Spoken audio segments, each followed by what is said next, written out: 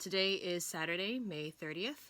This past Monday, on May 25th, a black man by the name of George Floyd was killed by a white police officer who had held him down under his knee by the neck until he became unresponsive and later died. This is only the latest in a countless number of black deaths by the hand of law enforcement. The only difference with this case seems to be that, unlike other cases, it's received almost universal condemnation from all ends of the political spectrum, including those who had fiercely defended police actions in the past. I debated for a while whether or not to talk about this on YouTube because YouTube is supposed to be fun and frivolous, and it feels almost as if you're dishonoring the issue by mixing the two. But I realize that we are living in a moment where this murder is interrupting everything in our lives. You can't turn anywhere to escape this news no matter how much you want to, and honestly, that's how it should be. I also debated doing this because this is the time to elevate black voices on this issue. You don't need me to reinterpret for you what black people have been saying about this issue in so many ways for literal decades. So the purpose of this isn't to restate what's already been said because it's been said. I've been thinking a lot lately about something that Christina Cleveland, who is a black social psychologist and theologian, said a long time ago about responding to times like this. And she had said, when you're thinking about your own response to an issue, what you post, what you talk about, does it need to be said, and do you need to be the one who says it? The second question is the one that's affected me the most recently, because a part of growing up is realizing that you are not the smartest, most well-spoken person ever, and none of your ideas are actually original. Spitting out facts and hot takes like it's brand new information that's actually old news to people who have thought and spoken and written about it well before you have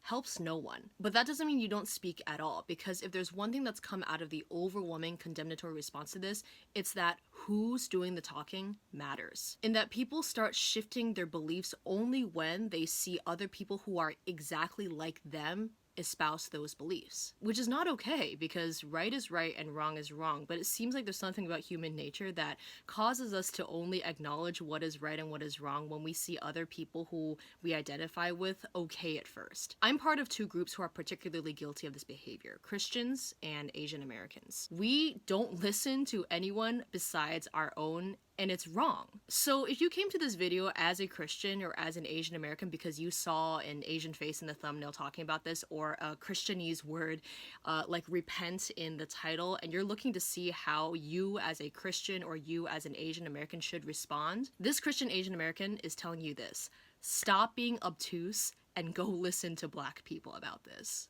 What I'm about to say in this video really only has to do with what I've seen for really years in both Asian American and evangelical Christian responses to the deaths of black people by law enforcement. And so as an Asian American and as a Christian, I feel like these are things that I need to speak up on as a way of keeping my own communities accountable. So most of this I've written out and scripted. I'm trying to be as careful with my words as possible. So if this sounds a little stiff and unnatural, it's that way by design. With the murder of George Floyd, there's been what seems to be a huge turning of the tides when it comes to public response to police brutality against black bodies. For those of you viewing this in the future, where hopefully the idea of Black Lives Mattering being controversial is an absurdity, it wasn't too long before George Floyd that people called Black Lives Matter a terrorist organization, and police versus innocent, oftentimes dead black folks was a debate that people actually took sides in. This, the rallying of people across the political spectrum against one action, feels like it's a moment, but I am skeptical and nervous because unless we acknowledge the collective sins, collective wrongdoing, and the inherited oppressor status by literally everyone living in America who was not black as being part of the problem, the conversation that is finally happening, though at the cost of a man's life, will have been once again for nothing. I want to talk about this because I'm very afraid that people will come out of this having posted and retweeted and even donated without realizing that dismantling racist institutions begins with what's inside you, and that it's continual, and that there is no point that you as a white person or as a non-black person of color will ever get it perfectly right. I don't doubt that many of you, as you were seeing these posts go up on social media, were quietly fretting to yourselves, I need to repost this and say something, because if I don't, it seems like I'm a bystander, or I'm complicit, or I'm apathetic on the issue. But then how much do I repost? If I do too much, would that make me seem like white savory? If I saw it reposted on someone else's account, how do I credit them? Do I credit them for just reposting it? Is reposting something from like this person's handle or that website okay? I reposted something by Sean King because it was really good, but oh shoot, it seems like we don't like Sean King. 21st century problems, right? The more serious example out of this was the reposting and sharing of the video of the actual murder. On the one hand, people initially shared this thinking that it was like the most objective, indisputable, unbiased thing to post, only to find out later that if you're a black person and you're constantly seeing that footage on your feed and on your TV over and over, it's traumatizing. And the way in which people pushed back on what seemed like a genuine attempt to speak up and boost an issue may have felt a little strong or confrontational, or especially to someone who thought they were just trying to do the right thing. And that's the crux of this. I'm wary of the overwhelming unified response to all of this coming from folks who just a few months ago were militantly all lives mattering this issue, because being a person of privilege and speaking up against oppression is not about you being a good person. It's not about your intentions or your feelings. It's not about you just trying your best to understand or wanting to learn.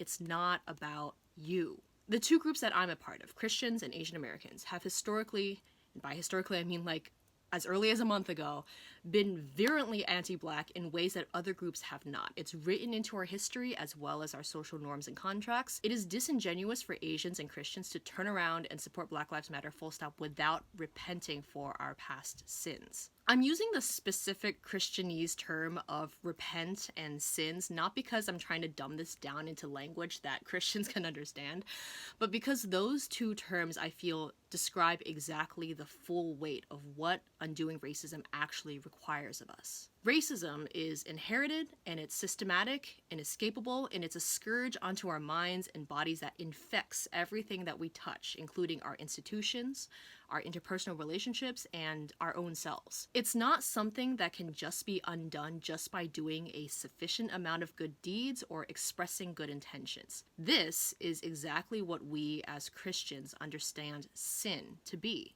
Racism is something that needs to continually be answered for. Undoing it comes at a price, and paying that price is not a one and done exchange. It's something that is continuously working within us to change the core of our sinful, racist nature, at times painfully, with us continually acknowledging our inherent weakness while in humility pledging ourselves to doing better out of love for our Lord and our neighbor. If we understand the sin of racism and white supremacy in these clearly Christian terms, then any Christian should expect for this moment to be the beginning of a long, painful, humbling self-transformation, not the end. We should expect to be corrected, rebuked, humbled by our errors and clumsy missteps in trying to dismantle a system that we ourselves are the beneficiaries of. We should expect to need to say sorry for things we did in the past in our ignorance, and when we inevitably mess up again later down the line, the things that we will do. When we use the term racial reconciliation in Christian circles,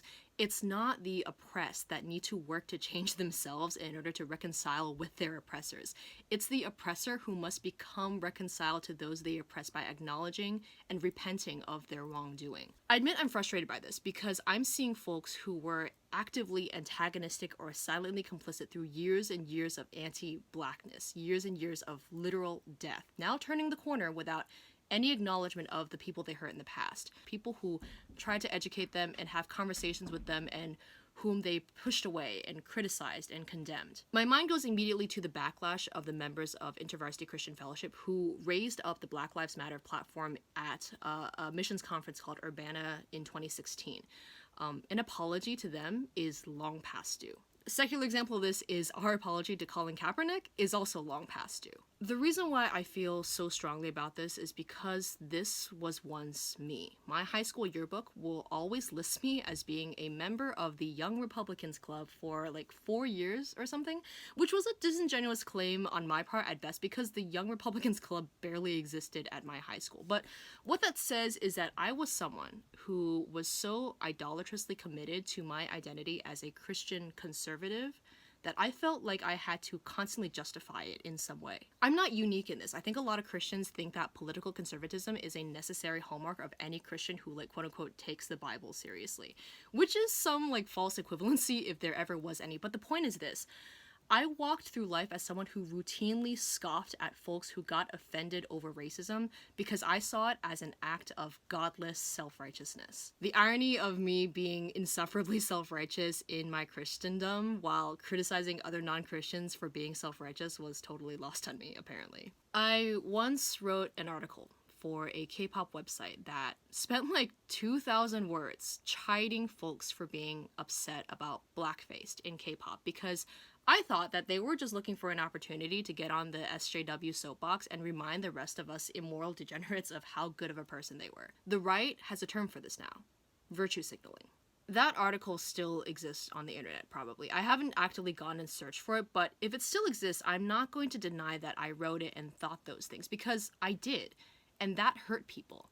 I was 20, I was in college, and fully responsible for my own thoughts and behavior. And me being woke now and being actively engaged in racial reconciliation work at my school, which has been really, really hard at points and taken, as a person of color, taken a real toll on me as a person. All the good that I've done does not change that. Putting it in these terms, it makes the idea of being a non-Black ally to Black people really tough to swallow. But as a Christian, it makes perfect, reasonable sense. My aim here is to talk about justice in the way that Jesus did. Jesus told a man who abided by the moral law perfectly since birth that all of his piety was still not enough to gain eternal life. What did he tell him to do instead? He told him to sell all his possessions to the poor and follow him.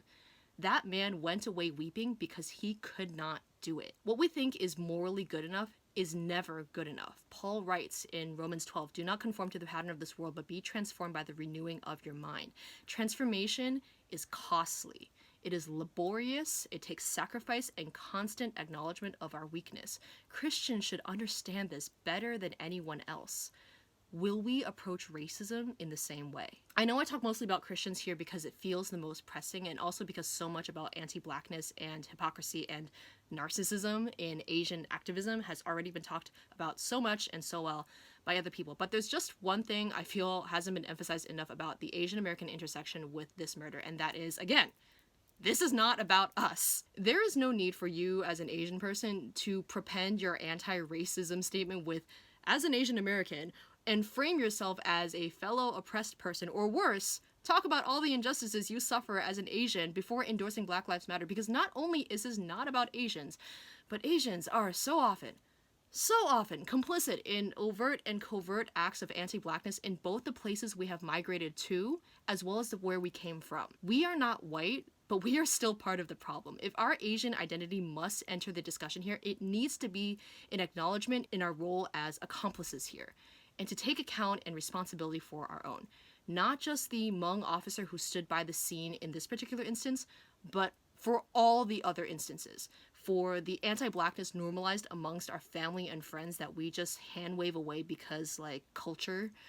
For all the times we selectively see injustice only when it affects people that look like us. People are still waiting for Asians to talk about and take account of all the things we did and said about Peter Liang. Anyway, I've said enough here. The internet has been saturated with links to places where you can donate and put your money where your mouth is. I've included those links below. But after that, I think we all ought to be reminded that racism isn't fixed just because non-Black people finally showed up to the party late and acknowledged the injustice of one Black death amongst many, many other Black deaths. Being actively anti-racist, which is the only form of being not racist, means that you will mess up a lot and do clumsy things while trying to do the right thing. It is work. Expect for it to be work, and expect for it to be thankless and humbling. But it is nothing compared to the collective suffering and fear of the Black communities who we say we are allying ourselves with. And it is nothing compared to the work that they have already done to make all of this feel accessible to you.